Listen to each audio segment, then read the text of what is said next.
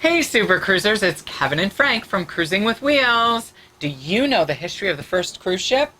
Well, take a seat, because it's time for a big old history lesson.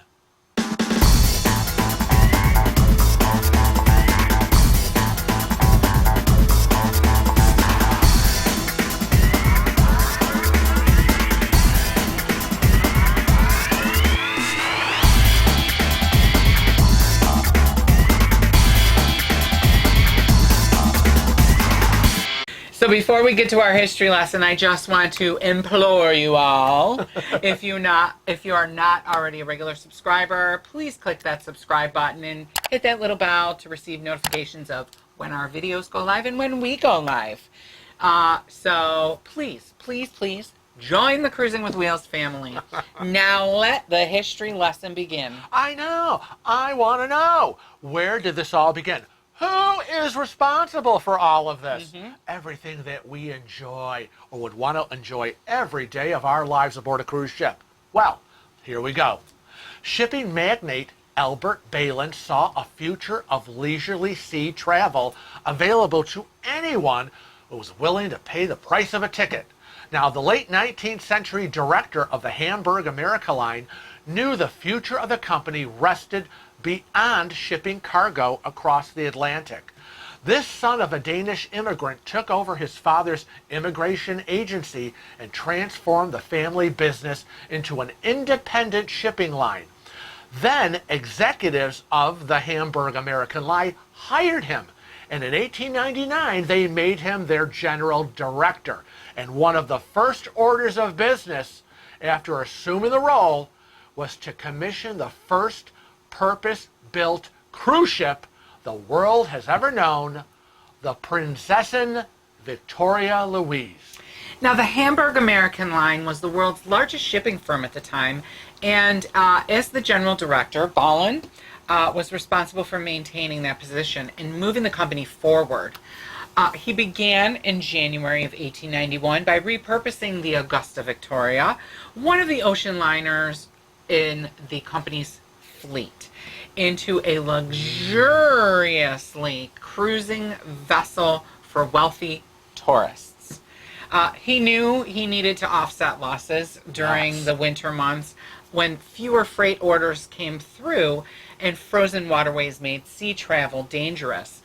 Ballin then understood that the company needed to maximize use of their larger ships by organizing pleasure cruises to Caribbean ports and warmer climates during the winter months. Smart move! Now, Ballin soon realized, however, that the Augusta Victoria had significant limitations at sea. Passengers had to tolerate unsightly machinery, restrictive deck space, and a lack of onboard amenities. Can you imagine? Now, the ship itself was way too large to navigate into the smaller ports near popular tourist destinations, and the austere sleeping accommodations were unsuitable for the high-minded, rich first-class passengers. Now, at the time, Ballin hired the shipbuilder Blom and Voss to construct the Princessin Victoria Louise. It was 407 feet long, 4,400 tons, and had twin-screw engines that could cut through the water at a speed of at least 16 knots. It was named after German Emperor Wilhelm II's only daughter, Victoria Louise. You go, girl. She was the great-granddaughter of Queen Victoria of England, believe it or not.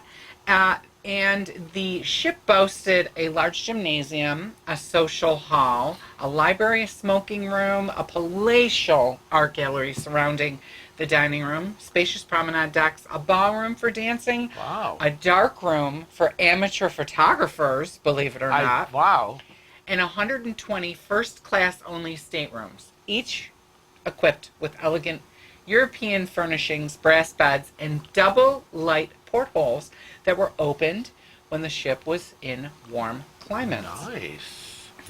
It was Ballin's intention that the style and service on board should be equal with the finest European hotels at the time. The The deck of the Victoria Louise boasted a permanent awning framework that provided shade and shelter while nearby musicians entertained guests. Now, inside, a string quartet would play from the dining saloon balcony at dinner, and local performers would be brought on board to give the passengers a taste of the exotic when in specific ports. It kind of sounds a little bit like Viking river cruising. I know. I'm like, haven't we been out? Have we wanted to go on this? And this is back in the early days. After launching from Hamburg on June 29th, 1900, the Victoria Louise's first cruise lasted 35 days and explored ports in the West Indies and Venezuela. Subsequent Victoria Louise cruises sometimes follow the same route, at times changing destinations across the Mediterranean and Baltic seas and beyond. Now, the vessel sailed to Norway and the Baltic in the summer, to the Mediterranean and to the Caribbean in the winter. Make sense? Now, in addition to entertainment, passengers expected decadent cuisine on board and enjoyed it in abundance, though not without great effort. Fine dining on a ship such as this was a particular challenge. Everything on a broad menu offering multiple courses had to be planned and stored, preserved and prepared, all on board. Menu selections aboard one Victoria Louise cruise included beef broth with farina dumplings. What is that? And roast duck. Okay. And whortleberry soup. Yes. Whortleberry. What the heck is whortleberry soup? And if you've had it, let us know. Now, fine dining and lively entertainment were no substitute for good seamanship. You better believe it. And the majesty and tranquility of the Princessin Victoria Louise was short-lived. Yeah. While on a Caribbean cruise on December 16th of 1906, it crashed against an uncharted ridge off the coast of Jamaica. The captain tried to enter the harbor without aid and had incorrectly identified the Plum Port Lighthouse for the lighthouse at the port he was due at, the Port Royal Lighthouse. To make matters worse, the shape of the seabed off Jamaica had been changed by a recent volcanic eruption, so the charts the captain depended on were wrong. Though no passengers were harmed when the ship ran aground, everyone was rescued by the following morning.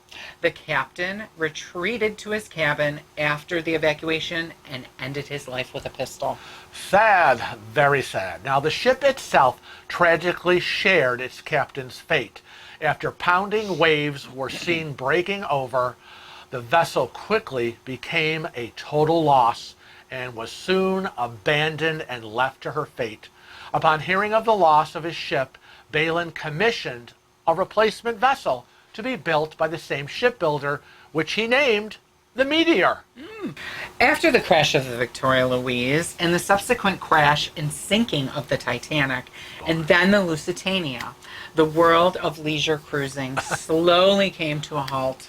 Of course it did, right? Not a good recommendation for cruising. With the start of World War I and then followed by the Great Depression, the concept of an excursion or cruise ships would not be reborn until well after World War II.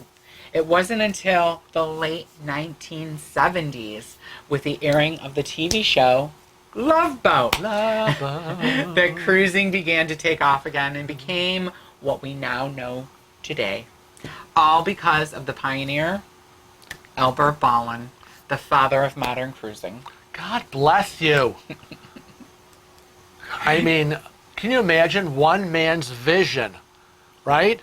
That decided that just shipping cargo, wasn't could be making enough money. And could be expanded to rich people, right? People who could afford a ticket. And it just proves you only need one good idea. One good idea. Yeah. We hope you have enjoyed this little bit of history about cruising, and now you can say next time you go on a cruise, you know who started it all. Right? I know. We want to thank you for joining us. And remember, don't just watch our videos. Hit that subscribe button and don't be a ding-a-ling. Hit that little bell and you'll get regular notifications of when we go live. Remember, we're also on other social media platforms like Facebook, Twitter, Instagram, and Snapchat. So make sure you follow us and like us there. We have special content sometimes just for those medias. And like I always say, what do I always say? Remember to always travel safe and cruise often.